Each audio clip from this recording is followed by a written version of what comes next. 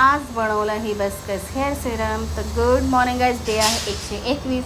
सगळ्या आधी तर मी पहिलं दळण ठेवून आले. त्यानंतर घरी आल्यानंतर हिबिस्कस, मेथी, रोजमेरी आणि लवंग टाकून पाण्यामध्ये उकळून घेतलं आणि त्याचं सिरम बनवलं. मस्त रूट्सला लावलं, थोडं 5 मिनटं मसाज केले आणि जेवून घेतलं. जेवल्यानंतर बाहेर बघते तर इतकं छान ऊन पडलं होतं ना, बघू शकता इतकं सुंदर वातावरण दिसत आहे.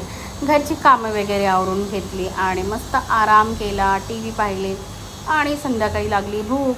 म्हटलं ब्रेड आणि चीज स्प्रेड खाऊ.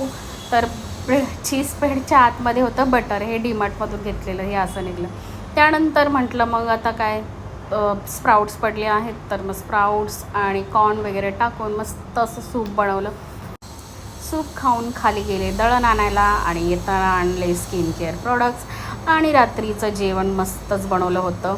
वांग्याचा ठेचा बनवलेला. या जेवायला गाईज.